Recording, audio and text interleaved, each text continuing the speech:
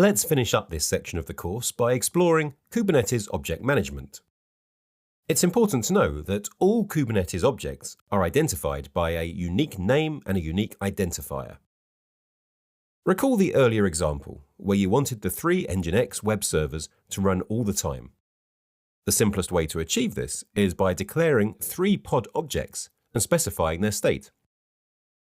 For each, a pod must be created and an Nginx container image must be used. Let's see how to make this declaration. You define the objects you want Kubernetes to create and maintain with manifest files. These are ordinary text files that can be written in YAML or JSON. You'll see YAML used in this course. This manifest file defines a desired state for a pod, its name and a specific container image for it to run.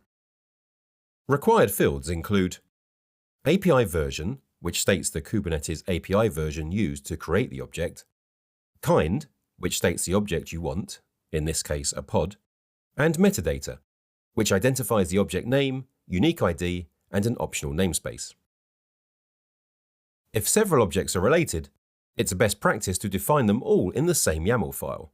This makes things easier to manage. We strongly recommend saving YAML files in version control repositories, so it's easier to track and manage changes and undo those changes when necessary. It's also helpful when recreating or restoring a cluster. Cloud source repositories is a popular service for this purpose. Let's look at the details of an object. First, all objects are identified by a name. Names must consist of a unique string under 253 characters. Numbers, letters, hyphens, and periods are allowed. Only one object can have a particular name at the same time in the same Kubernetes namespace. After an object is deleted, however, the name can be reused. Second, every object created throughout the life of a cluster has a unique identifier, or UID, generated by Kubernetes. And third, there are labels. Labels are key value pairs to tag objects during or after their creation. Labels help identify and organize objects. A way to select Kubernetes resources by label is through the kubectl command. For example, this command can select all the pods that contain a label called app with a value of Nginx.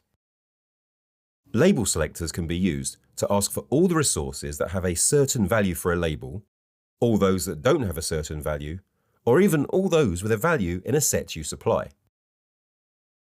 Now, let's go back to our example.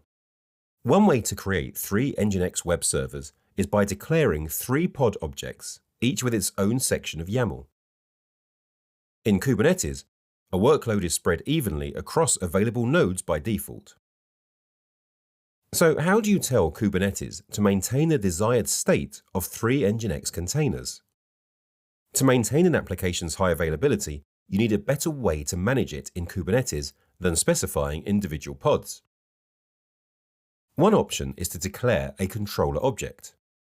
A controller object's job is to manage the state of the pods. Because pods are designed to be ephemeral and disposable, they don't heal or repair themselves and are not meant to run forever. Examples include deployments, stateful sets, daemon sets, and jobs. Deployments are a great choice for long-lived software components like web servers, especially when you want to manage them as a group.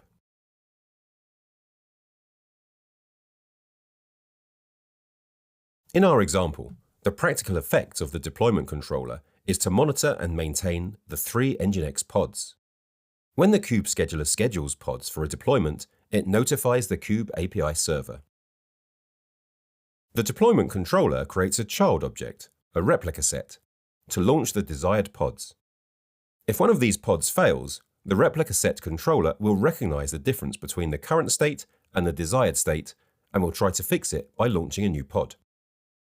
So, this means that instead of using multiple YAML manifests or files for each pod, you used a single deployment YAML to launch 3 replicas of the same container. Within a deployment object spec, the number of replica pods, which containers should run the pods, and which volumes should be mounted, the following elements are defined. Based on these templates, controllers maintain the pod's desired state within a cluster.